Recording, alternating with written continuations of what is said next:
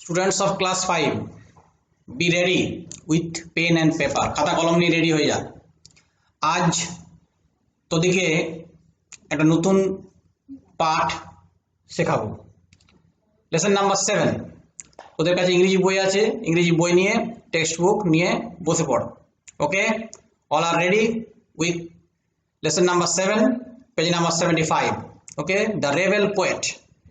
এই টেক্সটের এই যে পার্টটা আছে, এই টেক্সটটা আছে, এই টেক্সটটার টাইটেলটা কি দেওয়া আছে? The rebel poet. Rebel poet মানে হচ্ছে কি? পোয়েট মানে তোরা জানিস সবাই, পোয়েট মানে হচ্ছে কবি, আর রেবেল মানে হচ্ছে বিদ্রোহী। ঠিক আছে, তো তাহলে টেক্সটার মানে কি হলো? বিদ্রোহী কবি। আমরা বিদ্রোহী কবি নামে কাকে পরিচিত, কার নাম শুনেছি? ঠিক আছে, বিদ্রোহী কবি কে ছিলেন? কবি কাজী নজরুল ইসলাম। কবি কাজী নজরুল ইসলাম ছিলেন, বা কবি কাজী নজরুল ইসলাম বিদ্রোহী কবি নামে পরিচিত। সেই রেবেল পোয়েট নিয়ে তোদের একটা টেক্সট দেওয়া হয়েছে, লেসন নাম্বার 7। ওকে, আমরা টেক্সটে পড়তে শুরু করছি। প্রথমে দিয়েছে লেটস বিগিন, চলো শুরু করি। Let's Singh an inspiring song together. প্রথমে একটা উদ্বুদ্ধমূলক গান দিয়েছে, চালনা করা গান দিয়েছে, মোটিভেশনাল সং। কি উদ্বুদ্ধ করা গান? আমরা প্রথমেই বলেছি যে কবি কাজী নজরুল ইসলাম বিদ্রোহী কবি নামে পরিচিত ছিলেন। অর্থাৎ বিদ্রোহ করা মানে কি? প্রতিবাদ করা, টু মেক এ প্রোটেস্ট। তিনি কিসের মাধ্যমে প্রোটেস্ট করেছিলেন? তার লেখার মাধ্যমে। তার লেখার মধ্য দিয়ে তিনি সেই সময়কার ভারতবর্ষের মানুষ যারা নির্যাতিত হতো, নিপীড়িত হতো ইংরেজদের হাতে, ব্রিটিশ আধিকারিকদের হাতে, তাদের ওই নিপীড়নের বিরুদ্ধে, নির্যাতনের বিরুদ্ধে তিনি প্রতিবাদ করেছিলেন তার লেখার মধ্য দিয়ে। তাই তিনি বিদ্রোহী কবি নামে পরিচিত হয়েছিলেন, কবি কাজী নজরুল ইসলাম। ওকে, সেই কারণে তাকে কবি কাজী নজরুল ইসলাম বিদ্রোহী কবি নামে পরিচিত। সেই যে টেক্সটটা আমরা এখানে শুরু করতে চলেছি, lesson number 7, that's why this text has been entitled the rebel poet, অর্থাৎ বিদ্রোহী কবি। তো টেক্সটটা শুরু হচ্ছে একটা মোটিভেশনাল সং দিয়ে, ইন্সপায়ারিং সং। পড়ি, তোরা সকলেই জানিস, আমরা করব জয়, আমরা করব জয় নিশ্চয় কোনো একদিন। যার বাংলাটা, we shall overcome, we shall overcome, we shall overcome someday. O deep in my heart I do believe we shall overcome someday. Overcome means win, Tide over, অতিক্রম করা। Today we are in a the entire world in a critical situation, in a disturbed situation. আজকে গোটা বিশ্ব একটা অস্থির পরিস্থিতির মধ্যে ডুবে আছে। কোভিড-19 যে ভাইরাস দাপিয়ে বেড়াচ্ছে, অনেক মানুষের অলরেডি মৃত্যু হয়ে গেছে, এবং এত ইনফেকশাস ডিজিজ, এত ছোঁয়াচে রোগ, এত ছোঁয়াচে, এত অ্যাক্টিভ, এত র্যাপিড ইটস স্প্রেড করছে, এত র্যাপিডলি যে ওটা বিশ্ব হিমশিম খেয়ে গেছে। কিন্তু এই টানাপোড়েন, এই অস্থির পরিস্থিতি আমাদের কাটিয়ে আসতে হবে, এবং এটা নিশ্চিত আমরা একদিন এটা কাটিয়ে উঠব। তাই এই গানটা, এই যে সংটা দিয়েছে, ইন্সপায়ারিং সংটা, এইখানে এই গানটা এই মুহূর্তটার জন্যও কিন্তু অ্যাপ্রোপ্রিয়েট। এই দিনগুলো, এই মে মাসের দিনগুলো, এই জুন মাসের দিনগুলো, 2021-এ যেগুলো আমরা পার করছি, এগুলো দিনগুলোর জন্য appropriate. We shall overcome, we shall overcome, we shall overcome someday. O deep in my heart I do believe we shall overcome someday. আমরা করব জয়, আমরা করব জয়, আমরা করব জয় কোনো একদিন। আমার হৃদয়ের গভীর আছে আমার প্রত্যয়, আই ডু বিলিভ, আমার বিশ্বাস, প্রত্যয়, উই শ্যাল ওভারকাম সামডে, কোনো একদিন আমরা করব জয়। তাহলে আমরা কোনো একদিন করব জয়, উই শ্যাল ওভারকাম, আমরা পেরিয়ে আসবো, আমরা জয় করব, উই শ্যাল ওভারকাম, আমরা জয় করব কোনো একদিন আমরা জয় করব। আমার হৃদয়ের গভীর আমার রয়েছে প্রত্যয়, আমি কোনো একদিন জয় করব। আমরা কোনো একদিন জয় করব। এই ইন্সপায়ারিং সংটা, এই মোটিভেশনাল সংটা দিয়ে কবির যে মনের প্রবল ইচ্ছা, প্রতিবাদ, এটা জানানো হয়েছে। তিনি ছিলেন এই ধরনের কবি যে আমরা যে কোনো পরিস্থিতিকে মোকাবিলা করব।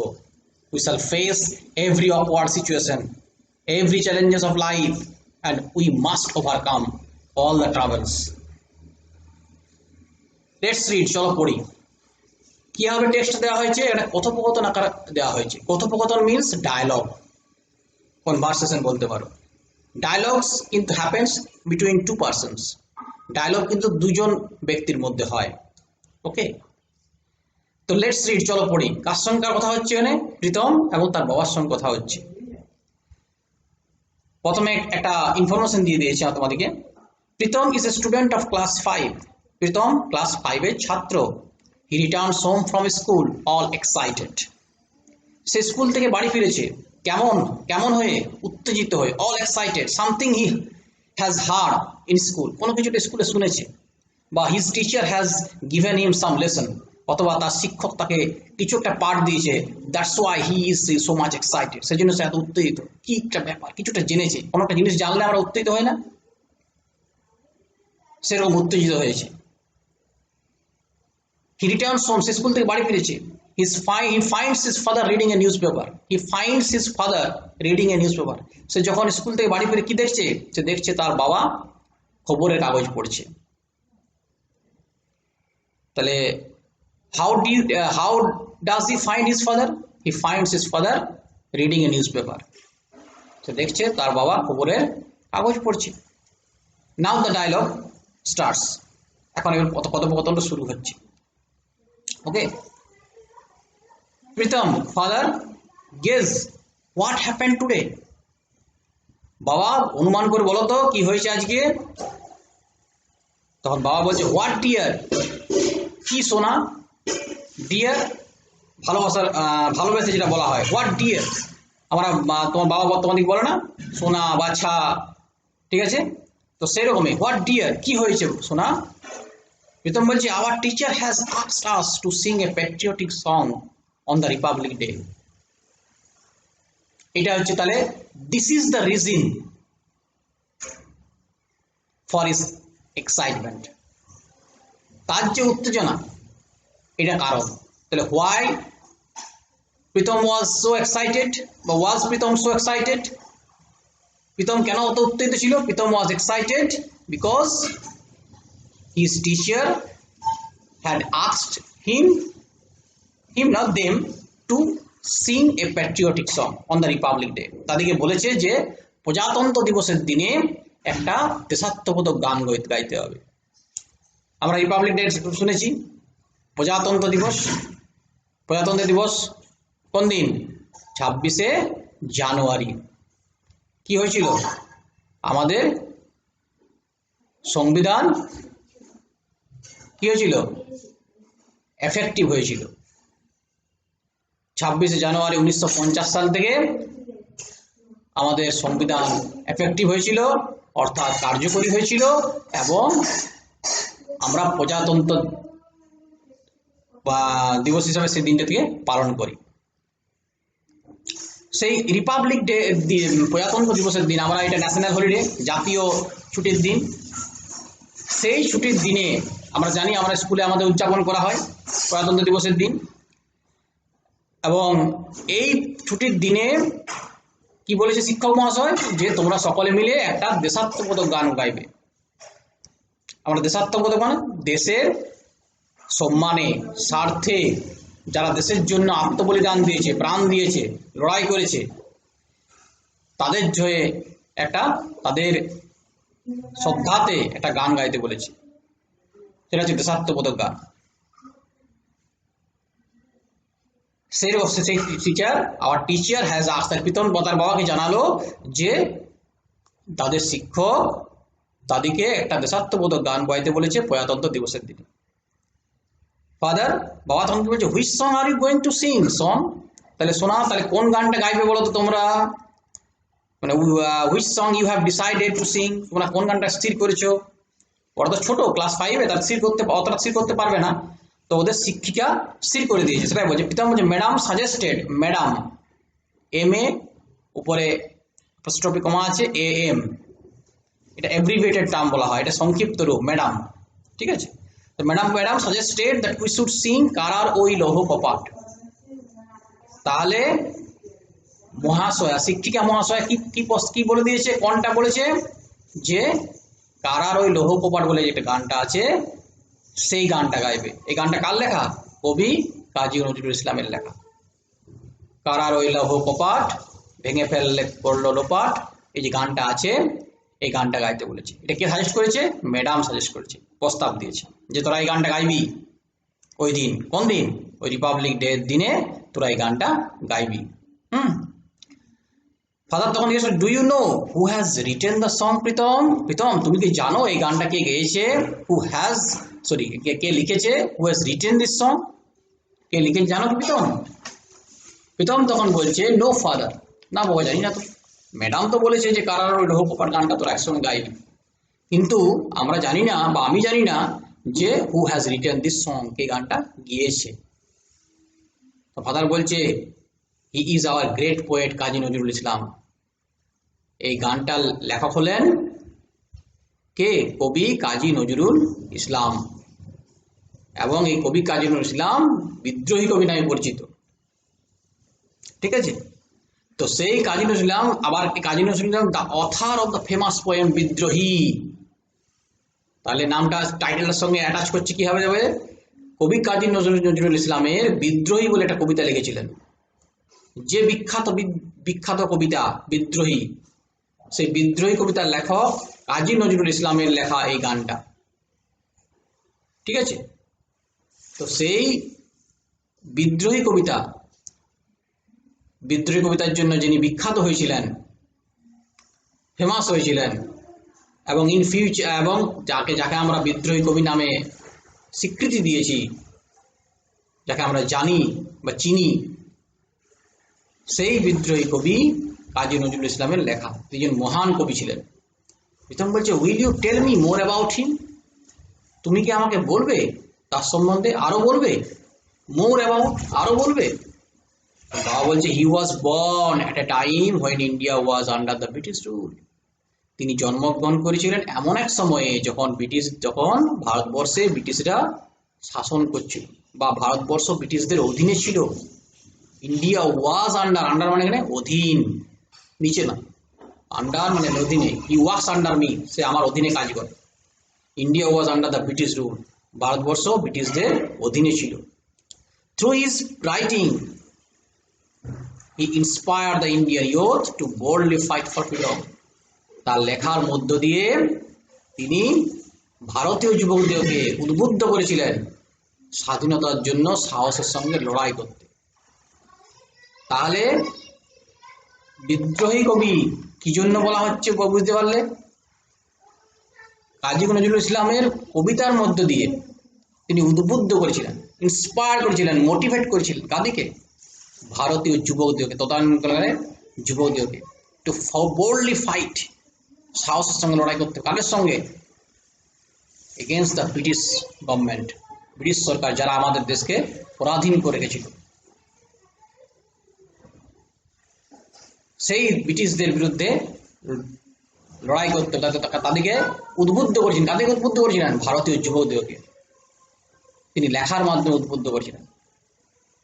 আসলে তদানীন্তনকালে অনেক কবি লেখক আছেন যারা সরাসরি হয়তো যুদ্ধক্ষেত্রে অংশগ্রহণ করেননি, কিন্তু তাদের লেখার মাধ্যমে যুবকদেরকে উদ্বুদ্ধ করেছিলেন, উৎসাহ দিয়েছিলেন, চালনা করেছিলেন, encourage them, motivate them, inspire them to boldly fight, to face the challenges.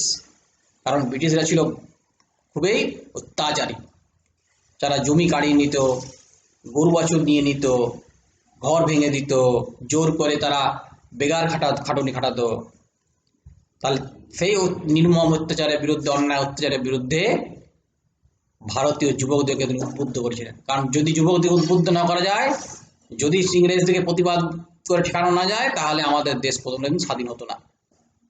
ঠিক আছে, তাহলে আমরা কি পড়লাম, তার বাবা কি বললো প্রীতমকে, যে তিনি এমন একটা সময় জন্মগ্রহণ করেছিলেন, he was born at a time when India was under the British rule, যখন ভারতবর্ষ ব্রিটিশদের অধীনে ছিল, ব্রিটিশ শাসনের, রুল মানে শাসন, থ্রু মানে মধ্য দিয়ে, থ্রু হিজ রাইটিংস, তার লেখার মধ্য দিয়ে। লেখা কোনগুলো, এই যে বললি কারারাই লৌহ কপাট গানটা একটা লেখা, বিদ্রোহী কবিতাটা একটা লেখা। ঠিক আছে, তার কবিতার মধ্য দিয়ে তিনি উদ্বুদ্ধ করেছিলেন ভারতীয় যুবকদেরকে, যাতে তারা স্বাধীনতার বিরুদ্ধে নিজেদেরকে ঝাঁপিয়ে ফেলতে পারে, স্বাধীনতা পাওয়ার জন্য যারা তারা যেন সাহসের সঙ্গে লড়তে পারে। তখন প্রীতম আরো জিজ্ঞাসা করছে, when he was E born father, বা তিনি কখন জন্মগ্রহণ করেছিলেন, হোয়েন মানে কখন, হোয়ার মানে কোথায়, কখন জানেন? তখন বাবা বলছে, he was born on 24th May 1899 in the village of Churulia. তাহলে চুরুলিয়া নামে একটা গ্রামে 24শে মে 1899 সালে তিনি জন্মগ্রহণ করেছিলেন। কে জন্মগ্রহণ করেছিল? কাজী নজরুল ইসলাম। আর এই গ্রামটা কোথায়, তার পরের লাইনে ইনফরমেশনটা দিয়ে দিয়েছে, this was near Asansol in the Burdwan district of undivided Bengal. অবিভক্ত বাংলার বর্ধমান জেলার আসানসোলের নিকটে এই গ্রামটা। তাহলে where was Churulia? Churulia was near Asansol in the Burdwan district of undivided Bengal. এখন কিন্তু বারওয়ান ডিস্ট্রিক্টে বর্ধমানটা ভাগ হয়ে গেছে, পশ্চিম বর্ধমান আর পূর্ব বর্ধমান হয়েছে। আবার আনডিভাইডেড বেঙ্গল, তখন ছিল বাংলাটা অবিভক্ত, বঙ্গদেশ নামে পরিচিত ছিল। পূর্ব বাংলা হয়ে গেছে, পশ্চিম বাংলা হয়ে গেছে, পূর্ব বাংলা বাংলাদেশ নামে পরিচিত হয়েছে। তাহলে সে অবিভক্ত বাংলা যখন ভারতবর্ষ বাংলাদেশের সীমানাটা একই ছিল, ঠিক আছে, সেই অবিভক্ত বাংলার বর্ধমান জেলার আসানসোলের নিকটে এই গ্রাম চুরুলিয়া গ্রাম। সেই চুরুলিয়া গ্রামে 1899 সালে 24শে মে তিনি জন্মগ্রহণ করেছিলেন, এই কবি কাজী নজরুল, এই মহান কবি। As a child he was attracted to folk theatre. Folk theatre মানে হচ্ছে, তখনকার দিনে তো ওইরকম ভাবে যাত্রা বা সিনেমা বা টিভি ছিল না। তো তখনকার দিনে কিছু লোক গ্রামে গ্রামে পাড়ায় পাড়ায় তারা নাটক করত নিজেদের মধ্যে, যেটা বলে লোকনাটিকা বলা হয়। সেই লোকনাটিকার দিকে তিনি আকর্ষিত হয়েছিলেন।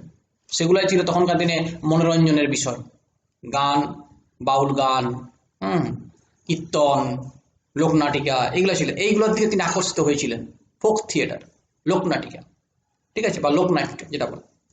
এবং লেটার রোট মেনি ফোক প্লেজ, এবং তিনি নিজেও অনেক লোকনাট্য লিখেছিলেন, যেমন দাতা কর্ণ, কবি কালিদাস। দাতা কর্ণ এটা মহাভারতের কর্ণটা চরিত্র, মহাভারতের কর্ণ বলে চরিত্র আছে, দাতা কর্ণ। সেই কর্ণ দান ধ্যানের জন্য বিখ্যাত ছিল। সেই মহাভারত চরিত্রের উপরে একটা নাটক হয়েছে, সেই নাটকগুলোতে সুর দিয়ে পাঠ করা হতো, তার জন্য লোকনাটিকা বলা হয়। কবি কালিদাস লোকনাটিকা তিনি লিখেছিলেন পরে। তাহলে আমরা এখানে ফোক থিয়েটার কিছু পেলাম, লোকনাটিকা, ফোক প্লেস যেটা তিনি লিখেছিলেন। আমরা সং পেয়েছি করারো লৌহ কপাট, কবিতা পেয়েছি বিদ্রোহী, আমরা জানলাম যে লোকনাট্য ফোক প্লেস পেলাম দাতা কর্ণ, কবি কালিদাস। প্রীতম বলছে, দিস ইজ ইন্টারেস্টিং, বাহ খুব মজার তো। প্রীতমকে অবাক করেছে, এই অবাক করেছে, আবার তার অবাক করে এখানে ইন্টারেস্টিং, আর এই জন্য সে এক্সাইটেড হয়েছিল যখন বললো যে madam teacher has asked two Singh A patriotic song on the Republic day. শিক্ষক মহাশয় যে বলেছে যে একটা গান করতে হবে প্রজাতন্ত্র দিবসের দিন সকলকে। তা সকলের মধ্যে একটা উত্তেজনা তৈরি হয়েছে, গান করতে হবে, নিজে তৈরি করতে হবে, তার excited, the reason of excitement, ওইটা ছিল কারণ। আর বাবার কথা শুনে সে কিন্তু বেশ মজা পেল, দিস ওয়াজ ইন্টারেস্টিং। ফাদার বলছে, ইন 1910 1910 সালে নজরুল মেড দ্য রেভলিউশনারি নিবারণ চন্দ্র ঘটক হু ওয়াজ হিজ টিচার। তখনকার দিনে বিপ্লবী, একজন বিখ্যাত বিপ্লবী নিবারণ চন্দ্র ঘটক।